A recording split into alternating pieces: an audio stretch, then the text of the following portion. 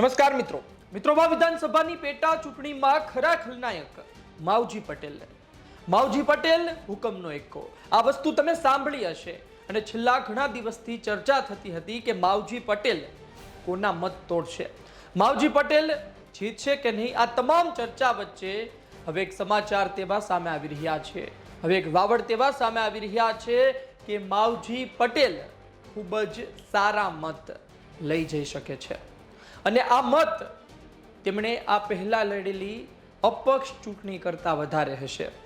આપને યાદ હશે કે 1990માં માવજી પટેલ જીતીને આવ્યા જનતા દળથી।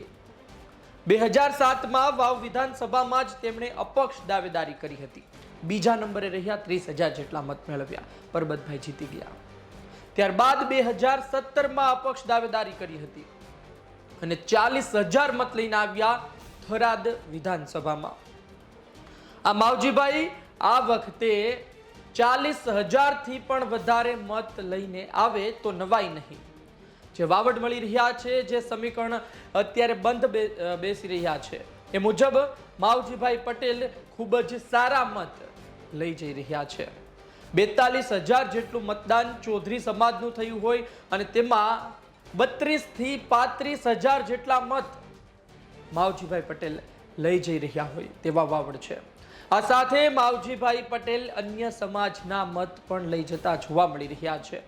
આ તમામ માહિતી છે, બની શકે આ ખોટું પણ હોય, પરંતુ અત્યારે જે ત્યાંના સ્થાનિકો દ્વારા માહિતી મળી રહી છે તે વાત એ છે કે માવજીભાઈ પટેલે આ વખતે બતાવી દીધું કે તેઓ આજની તારીખે પણ કેટલા મહત્વના છે, કેટલા મજબૂત છે।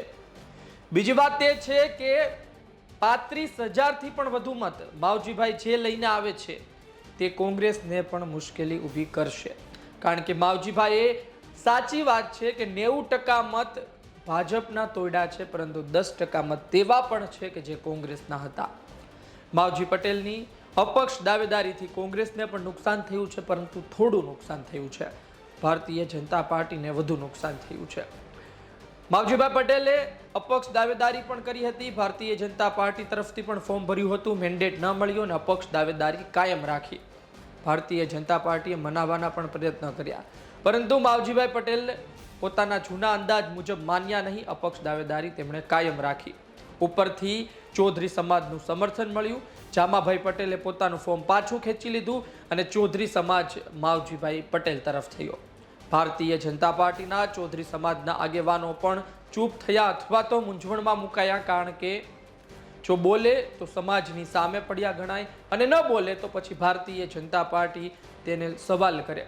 આ તમામ સ્થિતિ વચ્ચે કેટલાય આગેવાનો ચૂપ જોવા મળ્યા છે, પરંતુ સ્થિતિ હવે ધીમે ધીમે સામે આવી રહી છે। 23 તારીખે આપણી સામે પરિણામ હશે, પરંતુ આ પરિણામ આવે તે પહેલા માવજી પટેલના વાવડ તેવા છે કે આ વખતે માવજીભાઈ પટેલે ખૂબ જ સારું પરફોર્મન્સ આપ્યું। જીતશે નહીં, પરંતુ માવજીભાઈ પટેલ અન્યને જીતાડી દેશે એ વાવડ મળી રહ્યા છે।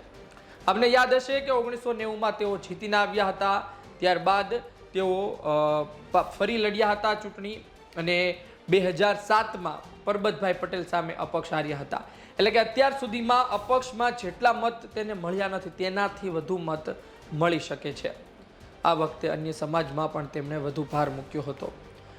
કુલ વાત કરવામાં આવે તો માવજીભાઈ પટેલ 50,000ની અંદર રહી શકે છે અને 50,000 કરતાં વધુ મત લાવશે તો પછી આશ્ચર્ય ગણાશે।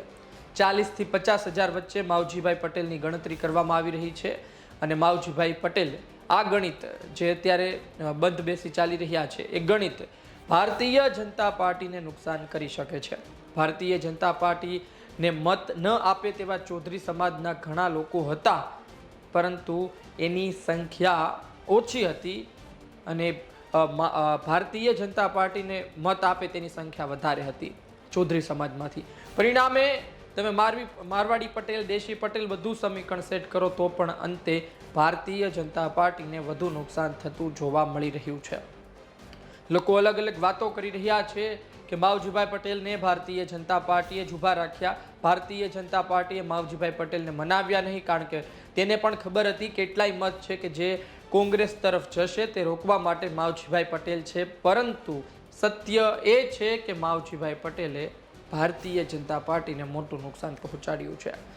ધીમે ધીમે ખબર પડશે, પરિણામ સામે આવશે ને ત્યાર પહેલાં થોડા દિવસોમાં હજુ માહિતી પણ આપણી વચ્ચે આવતી રહેશે. આપણે અન્ય ઉમેદવારો વિશે, સામાજિક સમીકરણ વિશે પણ વાત કરતા રહીશું, પરંતુ અત્યારના વાત એ છે કે માવજીભાઈ પટેલ ખૂબ જ સારા મત સાથે ત્રીજા ક્રમે રહી શકે છે. આપનું શું કહેવું છે કોમેન્ટ બોક્સમાં જરૂરથી જણાવજો. આ વિડીયો પસંદ આવ્યો હોય તો લાઈક શેર કરજો. આપનું શું કહેવું છે, માવજીભાઈ પટેલ કેટલા મત લઈને આવશે? માવજીભાઈ પટેલ કયા ક્રમે રહેશે, બીજા કે ત્રીજા? શું જીતી શકે છે કે નહીં? માવજીભાઈ પટેલને ચૌધરી સમાજના કેટલા મત મળ્યા હોઈ શકે છે? શું 70%થી પણ વધુ મત મળ્યા છે કે નહીં? આપનો અભિપ્રાય આવકાર્ય રહેશે. આ વિડીયો પસંદ આવ્યો હોય તો લાઈક શેર કરજો. મને આપશો રજા. નમસ્કાર.